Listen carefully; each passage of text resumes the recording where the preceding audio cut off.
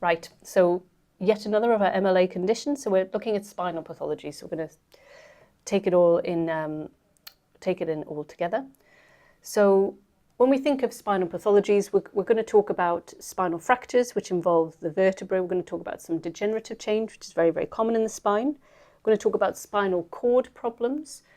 So not all fractures or injuries to the back will necessarily cause spinal cord problems, but they will then lead to neurological dysfunction. And there are lots of pathologies that can affect the spinal cord as well. So starting with the most common, so fractures of the vertebra, we can see them in trauma. So quite often in A&E or in orthopedics, people will come in with back pain after a fall, particularly if they're older or a bit frail, or sometimes spontaneously, even with minor movements. And in that case, we're looking for osteoporotic versus traumatic fractures.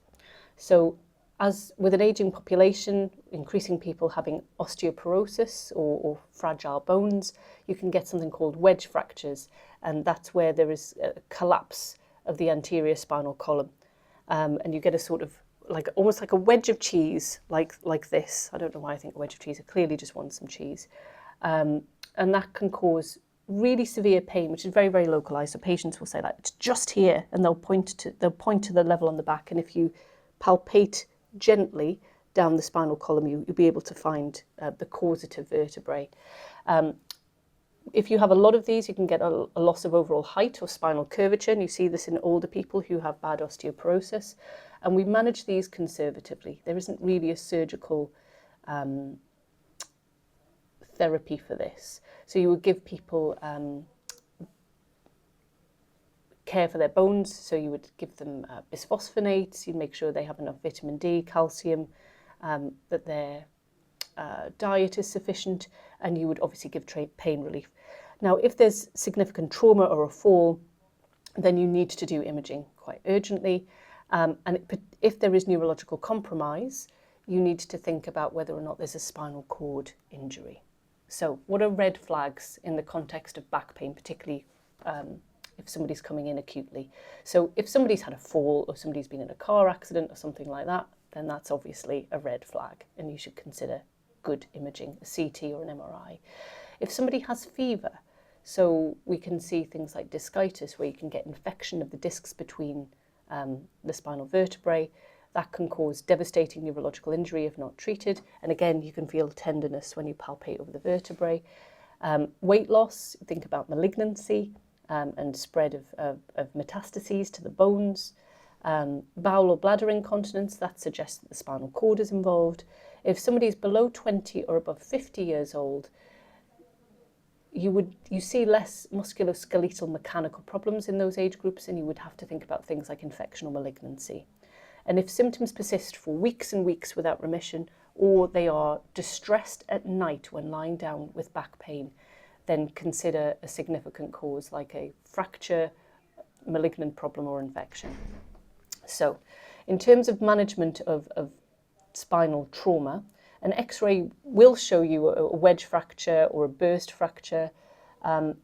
It can show you unstable fractures when the ligament is disrupted. So you split the spinal cord into columns in terms of its stability.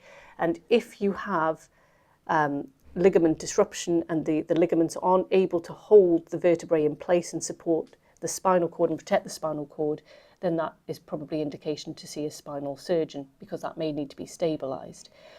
A CT scan is generally best for seeing instability in vertebral fractures.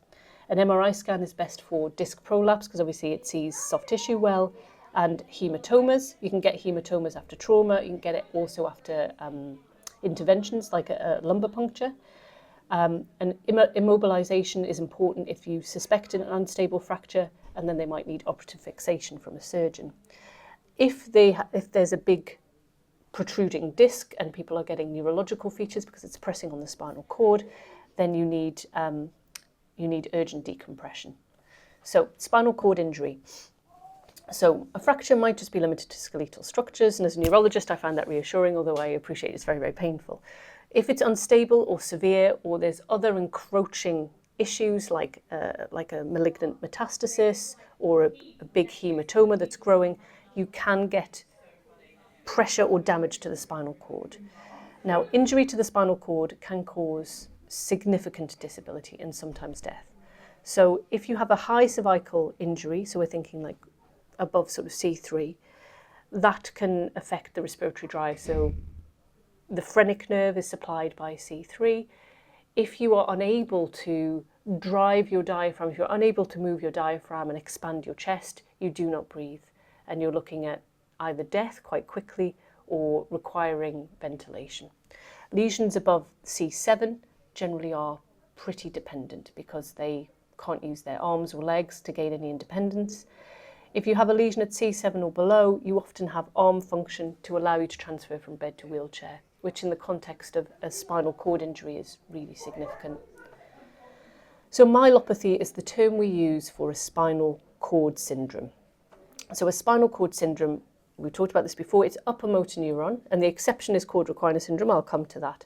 And depending on the level, you can get para or quadriparesis. So you either get arm involvement if it's high in the neck, you can get leg involvement only if it's sort of thoracic or lower.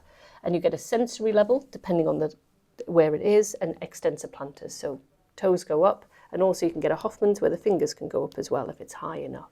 You get brisk reflexes. One exception to this, or not an exception, but a caveat to remember, is that if you have a sudden spinal injury, a spinal trauma, you can get spinal shock. So there's sudden flaccid paralysis. So for example, if somebody has a devastating spinal cord injury, they fracture their neck or something like that, they don't immediately have an upper motor neuron syndrome, they go into spinal shock. So everything becomes limp, the reflexes are lost, and then they get autonomic instability, so the blood pressure can go up, go down, heart rate can soar, and that can be life-threatening. Over time, these upper motor neuron features then emerge.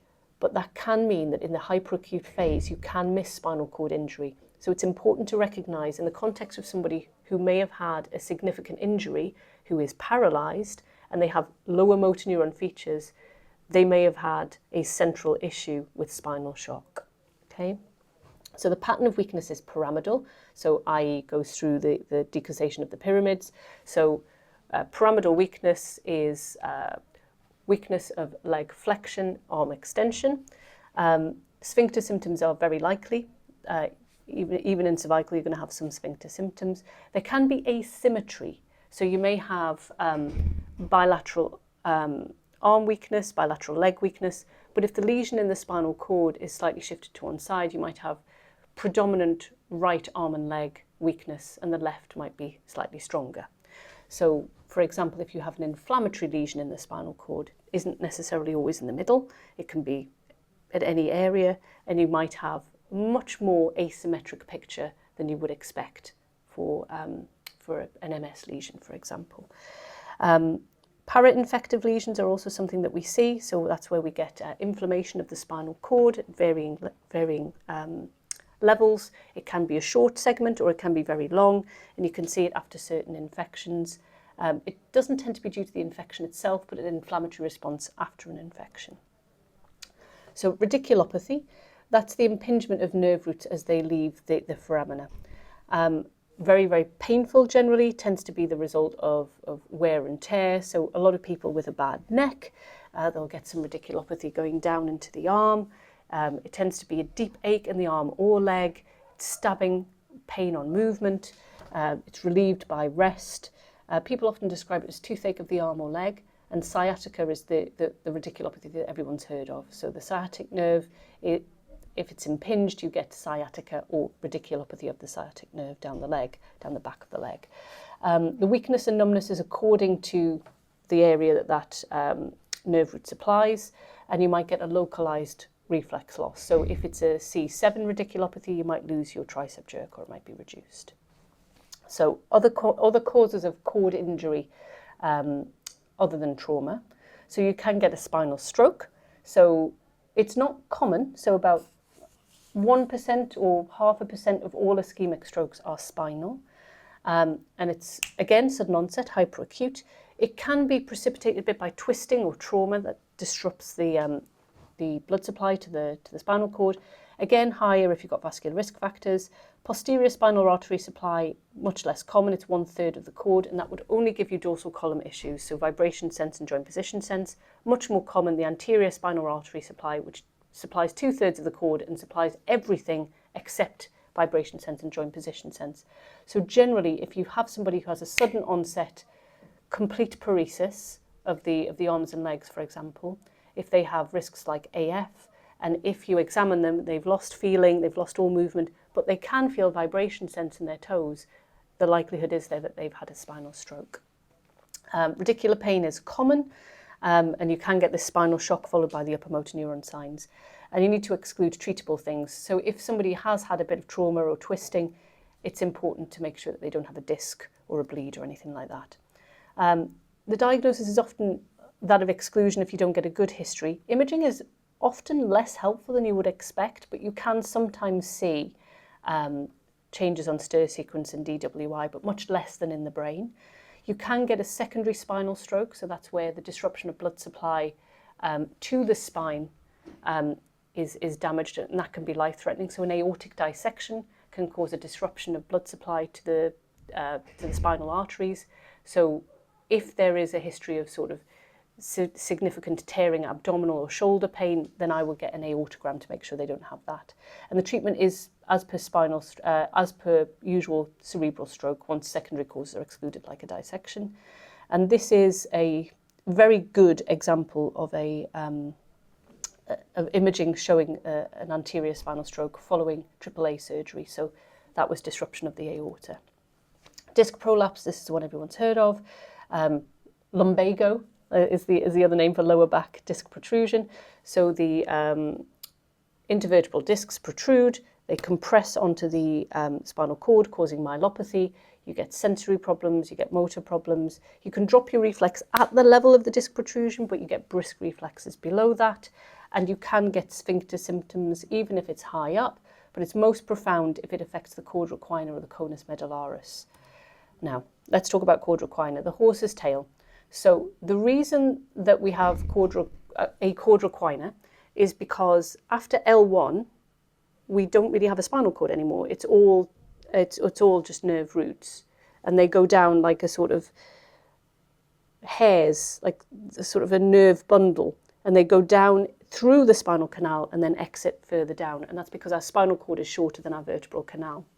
And that does mean that if you get disruption of the caudal equina, you get a lower motor neuron phenomena, but from within the spinal cord. So the nerve roots, these nerve roots supply innervation to the legs, the anus, the perineum, the bladder. They allow sexual function. And if you get compression of the nerves in the lumbosacral spine, within that canal, you get caudal equina syndrome, and this is a neurosurgical emergency. And it's usually a lumbosacral protruding disc, but it can be trauma, it can be infection, malignancy from a metastasis, a hematoma after a lumbar puncture. Now, it's very time limited. So if you have somebody who has a full caudal equina syndrome with complete bilateral leg weakness, they've lost their bladder and bowel control, even if you get them in for surgery, their chances of a good recovery are poorer. But a threatened CES without full establishment of symptoms, they can have a much better outcome, but you need to be able to detect it when the signs are more subtle. So they might describe radicular pain in both legs, so like sciatic pain in both legs, but they're still moving. They might have reduced urinary flow or be less aware that they're peeing, but they can still control it at the moment.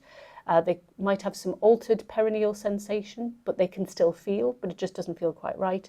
The legs might not be quite weak, but they have early numbness. They might have a fairly normal PR, but they just don't feel it as well. So this is threatened or ongoing CES. And if you catch it at an early stage, scan quickly and get them operated on quickly, you can save function.